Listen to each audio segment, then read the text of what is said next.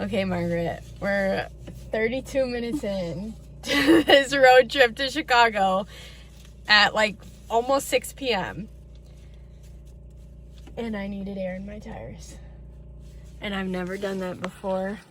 And like, okay, there's the air pump. It's an adventure with me always.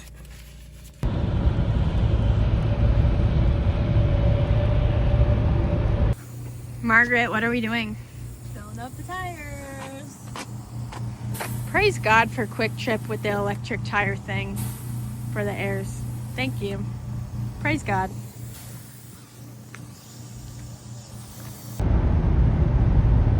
We're almost to the hotel and it's 12:10. How are you feeling, Margaret? Ready for bed.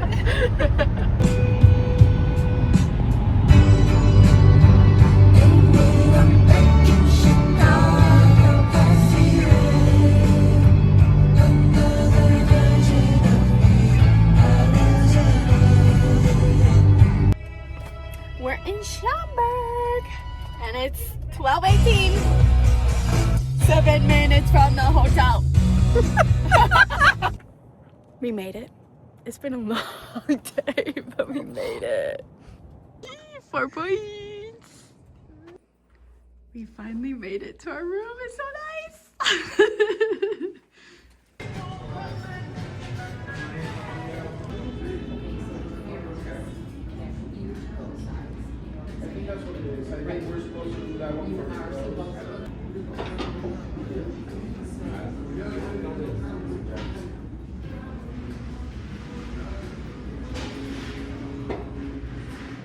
Gluten-free cinnamon roll, bacon, harbor potatoes, and fruit instead of eggs because I have an egg allergy. So good. Gluten-free.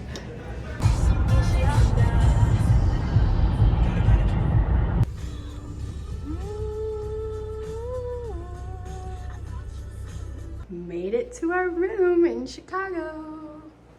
Here's the bathroom. Super big. This bedroom is stunning.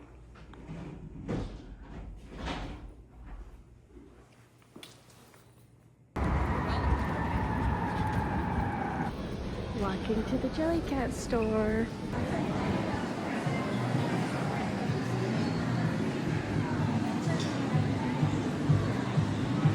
We are at the Jellycat store and there's a line.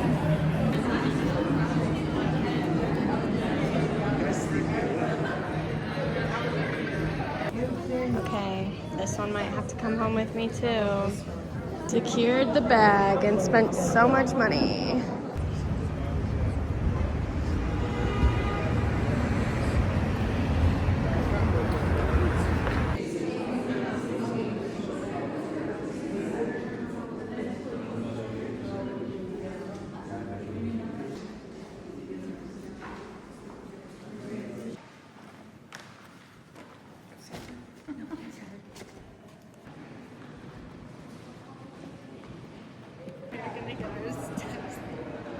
Literally.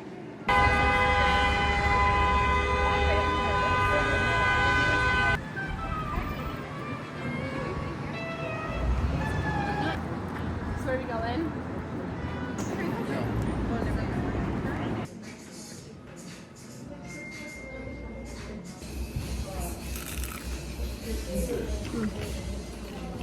really good.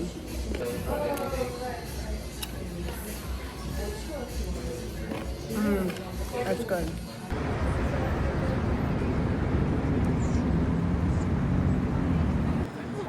Okay, Primal.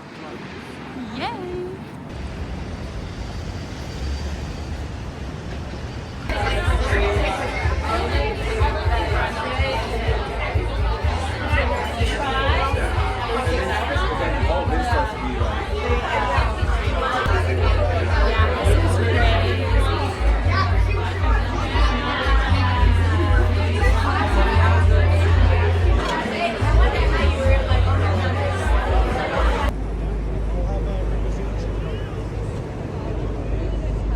Don't bring attention to it.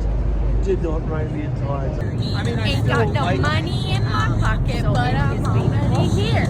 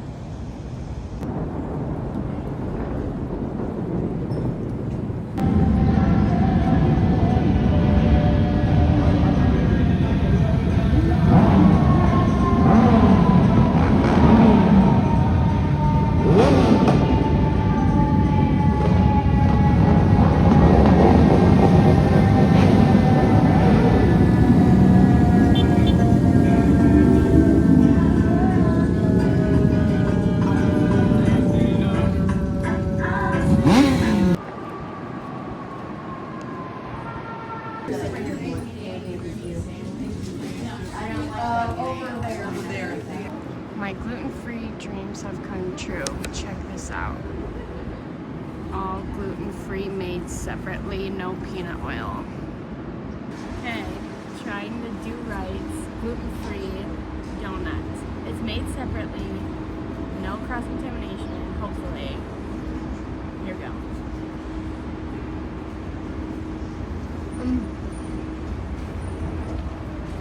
That is amazing. That's like the best donut I've ever had. It's so good.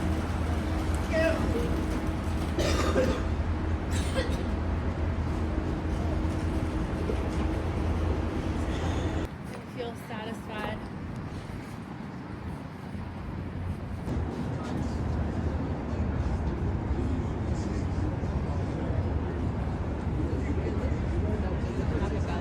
Whole building designed by architecture firm Graham Anderson Probst and White, and this style is called Spanish Revival architecture. That's where the architects are pulling the inspiration from.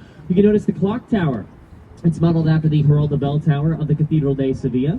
The top area surrounded in beautiful Spanish finials, and the building itself is surrounded in a grand total of about 250,000 terracotta clay tiles in 6 different shades of that nice cream color. So just this beautiful, pristine, very historic structure to start us off today.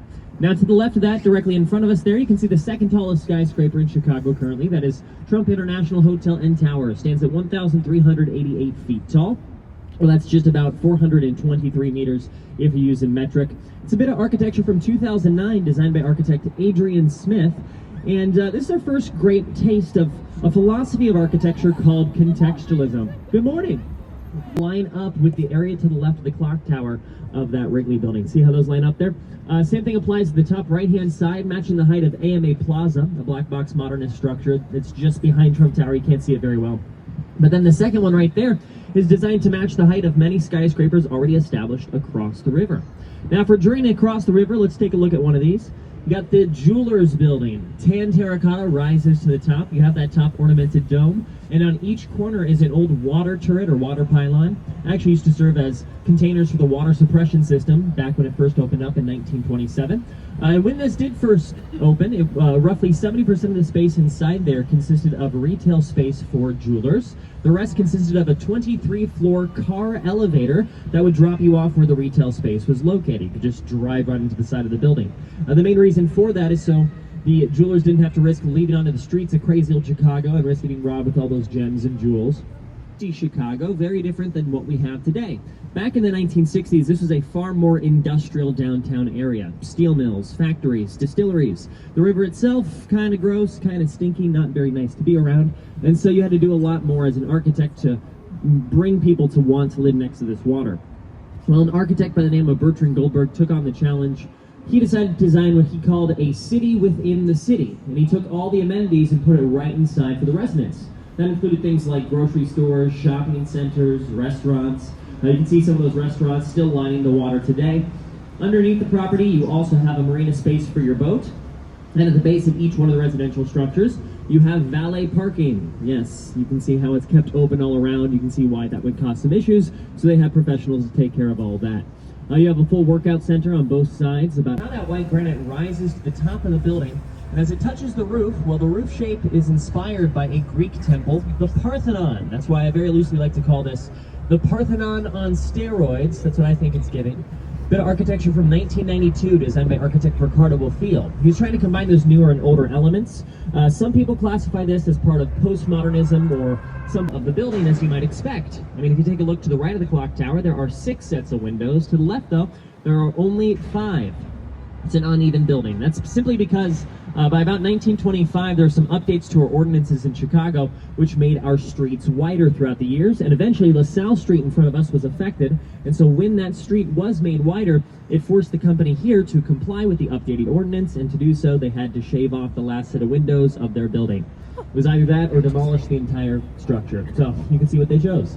It really adds to Chicago's energy. Now, the L train, short for elevated train lines, serves as the foundation for Chicago's public transit system. I'm a huge proponent of taking public transit. It's how a lot of locals, including myself, navigate the city. It's still pretty reliable, could always be improved. Although I will say, we are very happy because new legislation was just passed in order to provide an additional $1.5 billion to our public transit to keep it going for years to come, which is great news. But still today, our rail system ranks number 3 in annual ridership in the U.S., just behind New York City and Washington, D.C. Be away from the water. But that has certainly changed throughout the years. You can now tell with the architecture. Features these patios, balconies, full rooftop terrace access. On the backside, you have updated and maintained landscaping as well. The presence of it, while still maintaining by everyone. So now this is one of the oldest big structures. Yeah. Bridge. Now I mentioned you got the heavy weight of the bridge in front, concrete counterweight on the back. You do see these bridges open and close. Actually, the way that they are all controlled is in the bridge tender house just next to it there. These bridges can open and close in just about a minute. Trains pass through here. You can actually see the holes in the wall. Those are exhaust fans for the Amtrak and Metro trains. But since they pass through here and messes up all this construction, you can't build underneath certain areas. And so the left-hand side of that building is affected by something that we can't see. Now, back in 1998, with updates in both 2004 and 2009, nowadays these ordinances state that the base of your modern skyscraper is required to be set back at least 30 feet from the river and reserved for public walking space and public river access. That means the only workable lot space for this building is right there in the middle where you see that exposed core. The core is only 39 feet across. It's dug down over 100 feet to reach the bedrock, secured down into bedrock with the use of concrete caissons, which is then connected to this custom-made, first-of-its-kind, state-of-the-art steel Y-shaped truss, which sits at the bottom, and it focuses the mass of the building to the core and is also responsible for holding the entire building in place from down below. Or in layman's terms, this is a crazy building, right? So, it's because if a building is too stiff and rigid and it gets hit with a large gust of wind, it might crack at the foundation. That's no good. At the same time, if there's too much wind sway, people at the top of the building will feel that and they'll actually experience motion sickness. And so you have to do something to balance this all out. And so one method of wind sway reduction is called inertial slosh dampers. That's what's being used here. Near the top of this building, inside, near the roof, there are 12 concrete containers that are filled with 160,000 gallons of water. And so as the wind hits the side of the building, the water inside those containers will naturally slosh back and forth. But it works as a natural method of wind sway reduction because it will pull the building back towards the middle and actually dampen the effects of the wind.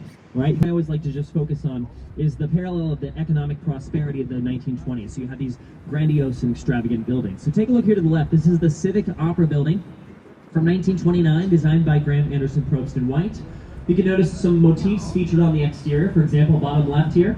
This is a romanticized homage to Native American prairie lands that Chicago is ultimately built upon. A little bit further up, you can also see these alternating comedy and tragedy masks pulled directly from the Paris Opera House. Nowadays, inside there is a beautiful theater The Civic Opera House is the second largest opera house in the United States. Seats right around 3,600 people inside. It's the home of the Lyric Opera of Chicago as well as the Joffrey Ballet today. The building is along the water, and it helps out Captain Nick so he doesn't take a wrong turn. All right, now as we keep on moving, actually this is a popular filming location. If you've seen the second movie, The Dark Knight, then you will recognize this as it was the filming location for the opening bank heist scene. You can even see the Joker, played by Heath Ledger, burst out the side of this building in a big yellow school bus heading down Van Buren after robbing, yes, the Gotham City Bank. Now this is not a bank at all. Never has been, probably never will be, but back by about 1932, this was the largest post office in the world. We call this the Old Post Office of Chicago. So the main reason for that is we had to keep up with demand for the mail-in order catalog industry, you know, at the time being pioneered. It's been through a lot of development within the past 10 years or so, but it does give me less architectural history to talk about. Now, we're not going to skip past all of these buildings. I'll touch on some of them on the way back, but for now, I want to move along to a section of the tour that I always like to call Story Time with Josh. The Great Chicago Fire of 1871. And if you're doing more tours around town, get ready to hear this over and over again. But I think it's important. It's probably the most impactful bit of history. See, the Great Chicago Fire that did burn our first city to the ground started about 3 blocks over to our right. Over there at the time, there was a small home and a small barn in the backyard. Living inside the home were 2 Irish Catholic immigrants by the name Catherine and Patrick O'Leary. And then that is where the facts end, and then the rumors and urban legends take over, all right? Because this urban legend, like if you go up to a random guy in the street and be like, hey, you're from here, what happened with this Great Chicago Fire? This is the story they'll probably tell you. Well, the story says that one night, Catherine was in her barn milking her cow, and then the cow kicks over a kerosene lantern that she had set down. And then that causes the fire within the barn, and then that fire spreads throughout the city and burns the city to the ground. And ultimately, it was all Catherine and her cow's fault. That is not a true story. That is the story that was published in the Chicago Tribune newspaper. Years later, there were interviews done with the author, and he admitted, nah, I just made up that story. I needed someone to blame. Isn't that terrible? Yeah, her whole life was ruined because of this whole thing. But there was a full investigation that was done. Her name was cleared of any wrongdoing. So then what did happen? Well, truth be told, we don't really know. Now, what we do know is Catherine said she was asleep in bed, and she woke up around 9 o'clock p.m. So she looks outside, she sees her barn engulfed in flames, and she's very confused, but she reports the fires. The problems first arise because the fire department had sent the firefighters about 45 minutes in the wrong direction, so there's a delay just to treat the fires. So it gives it ample time to spread and grow, made worse because of the intense winds and dry weather. The winds push the fire to this branch of the water. The water is heavily polluted with a thick layer of grease and oil coating the top. That seems to catch fire. It jumps across and spreads into a city made almost entirely of wooden buildings. Back then, even the streets and sidewalks were primarily made out of wood. It catches fire, continues to spread for a day and a half. And then finally we got some relief from the rain and saw what had happened, and in total, between 17 to 18,000 buildings had burned down in the downtown area. It's about 3.3 square miles worth of land affected, and 1 out of every 3 people was left without a home. It was a massive tragedy, unlike anything Chicago had ever seen before. And I think nowadays, more than ever, it's really easy to get caught up in that tragedy. But I think the most important thing is the response to any tragedy. And in the case of Chicago, we made sure to learn from our mistakes and make some major changes, right? The city was given this chance to space things out more appropriately so fires could not spread as quickly. The architects were given a chance to experiment with different architectural materials and different architectural styles. That means we could build back better and stronger as a more resilient city built to withstand the future. World's tallest building. Now the measurements in this case start at the ground floor, but only rise up to the roof. Those 2 antennas that you see are not included in those measurements. See, the antennas are viewed as an added utility to the top of the building and not part of its original design and construction. And that's the key difference. It's seen as added after the fact. Actually, roughly 10 years after the building was already first completed. Now that's in opposition to something like a spire. Say, there's a spire on top of our second tallest, skinny little thing on top of Trump Tower. That does count. Same thing applies for something like the Chicago Board of Trade building with that statue on top. That also does count. See, anything that has always been part of the original design and construction does. Anything added after does not. For another good example, the John Hancock, those are 2 antennas, not spires, so they don't count. Now, this is not according to me, by the way. This is according to the organization who is responsible for measuring the height of tall buildings around the world. He's at the top, and then he's looking up upon the parade that's going on. Then he doesn't know it's Ferris, but he's dancing around singing the Beatles. So there you go. Now, this is also just a great example of contextualism. And, same sort of thing with the curved glass. It's complementing the curve here of the Chicago River. Now, this is brand new. All this stuff that you see time. Now, across from there, you can also see the Merchandise Mart once again. This is a massive building. You can definitely tell from its tall. It's huge. This building actually held the record as the largest by square foot building in the world when it first opened in 1930 and held on to that record for about 13 years until it was beat out by the Pentagon in 1943. It's huge. Now, it's being used as multi-purpose office use today. It caters itself to a lot of startup companies in Chicago. Lower couple of floors is going to be retail. There's even a stop on the side for the CTA trains. But what's going on with these guys? I call those the pest dispensers because that's what they look like. Those are large bronze busts of the heads of the princes of retail. Each one of those heads is honoring a major and significant retail icon or someone who is impactful to that industry throughout the years. Features people like Montgomery Ward, Marshall Field, and even the president and vice president of Sears at the time. Water and industrial waste. And I know that's gross. Unfortunately, it gets worse because the natural current of the river used to take all the water and empty it directly into Lake Michigan. But the problem is, Lake Michigan was and still is the source of Chicago's drinking water. Yeah, so that's not good, right? I mean, it led to a lot of problems. And so we have to get things under control. So we tried a few things, but for the sake of time, I'll simplify. We decided to reverse the current of the Chicago River. And to do this, we had to dig a 28-mile-long canal to link together the south branch of the Chicago River to the formerly disconnected Thus Plains. See, we found out if you dig deep down at a slope like this, you can just reverse the water because you reach this continental divide. Gravity will just shift. You can take the water from Lake Michigan, the Chicago River, have it all going down to the Thus Plains, the Mississippi, and the Gulf, and then that way you can flush all of your dirty sewage water. 24-karat gold up there.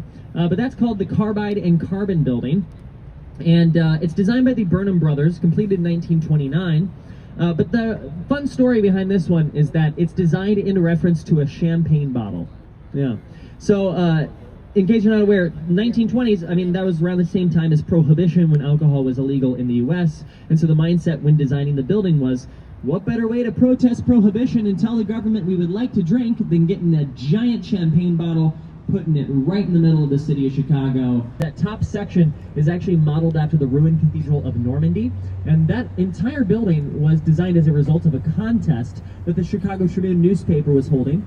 They were seeking the most beautiful office building in the world for their official headquarters, and they had over 200 submissions. Out of all of those, 2 New York City architects won the competition by the name Howells and Hood.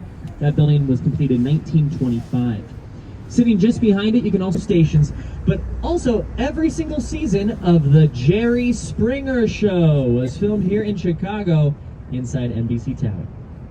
Now back to our right, you can see behind the James Hardy building, the wave-like pattern cascading down the side of Aqua Tower. That is if you're not blinded by the sun.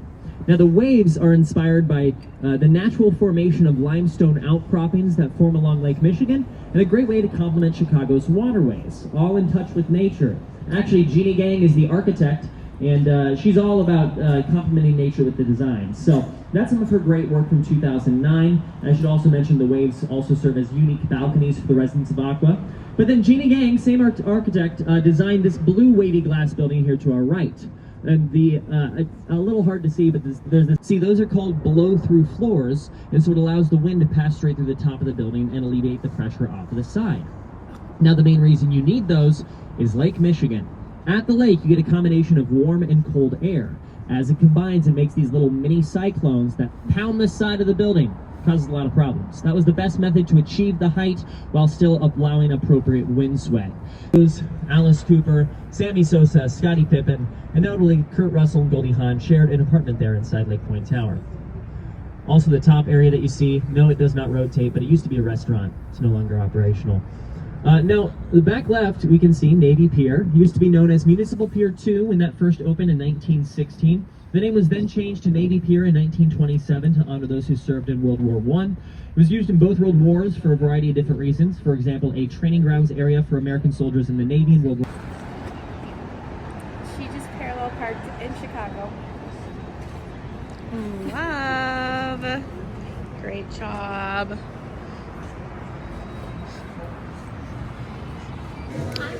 Small Chabon had raging good reviews on my gluten-free app, Find Me Gluten Free, and it's pretty good.